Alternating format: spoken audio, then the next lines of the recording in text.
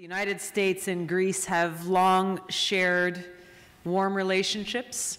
Ever since Greece was reborn independent from the Ottoman Empire, and spanning nearly 2 centuries of our countries are the modern expressions of a democratic ideal that has been passed down to us from antiquity.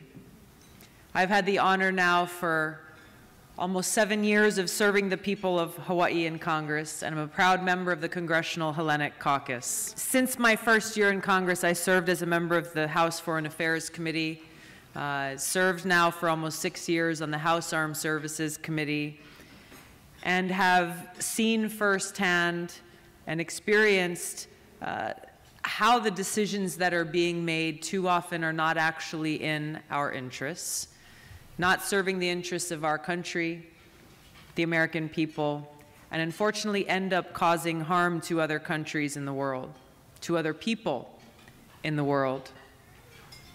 A little over a year ago, I had the opportunity to travel to Greece. It was my first time visiting.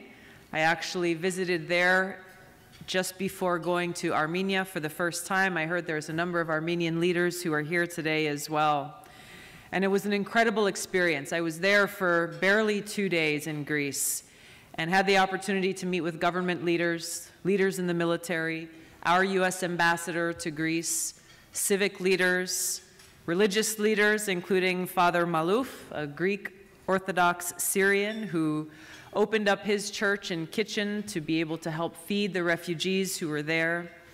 And I visited some of the refugee camps, spoke to the people who were working there, helping to provide services and care. You know, we hear a lot of stories on the news about the impact of these regime change wars. Greece is on the front lines and carrying the greatest burden of the cost of these wars with the refugees who are fleeing their countries. I was truly inspired by what I heard, that even as this crisis has cost much of the Greek people, even as this has become a great challenge, what I saw and I felt was a great generosity and warmth of spirit coming from the people of Greece.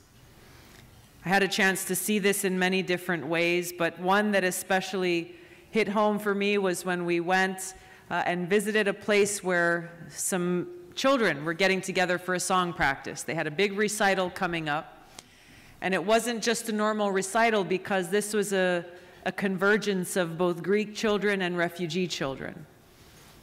Kids who come from very different backgrounds, different experiences, speaking different languages, but finding ways to come together and sing with one voice, literally, representing that symbol of humanity and unity and peace. What I saw during my short visit there is how, in almost unprecedented ways, the United States and Greece are working together in our mutual interests of both of our countries in working towards peace and prosperity for our people and the region. I saw and heard from our ambassador about how our service members are working side by side at the Greek-American Navy base in Suda Bay, and how much that is contributing to stability in the region. And he shared with me then how much more opportunity and potential there is to continue to strengthen this relationship with Greece. This can only happen with organizations like yours, the activity and the leadership of the Greek-American community here, the American Hellenic Council, in helping to educate and inform and raise these issues to leaders here in the United States who may not be aware about the relationship between our countries and the potential that exists for us. That growth can only occur when we acknowledge some of the challenges that we face in the region.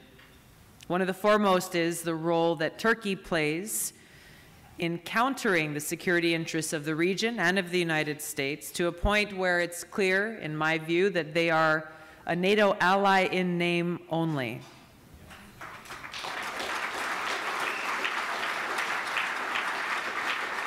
Now, there are historical tensions and contemporary tensions the acknowledgement of the Ecumenical Patriarch's international status, Turkey's ongoing occupation of Cyprus, the ongoing aggressive maneuvers in the Aegean Sea, as well as direct and indirect support coming from Turkey to terrorist groups like ISIS and Al-Qaeda in Syria. These are issues that must be addressed. I've been outspoken in Washington and in Congress against Erdogan's threats of attacks against the Kurdish people in Syria, who have been our most effective and trusted allies in the fight against ISIS there. Yet Turkey continues to threaten U.S. interests and our allies in the region, including U.S. forces in Syria, the Kurdish YPG, Greece, Israel, and Cyprus. In the last Congress, I signed on as a co-sponsor to House Resolution 220, which recognizes and condemns the Armenian, Greek, and Assyrian genocide. This is a resolution that Congress must pass.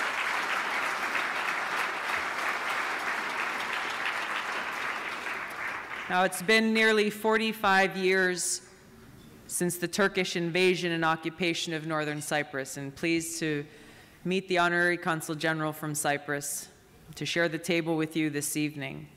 Rather than being true partner in negotiations for a long-term solution, Erdogan has boasted that Turkey will be in Cyprus forever.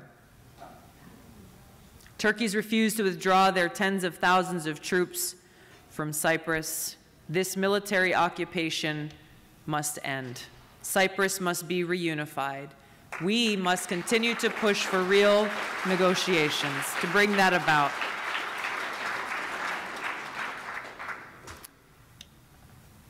Turkey needs to act like a partner for peace in the region.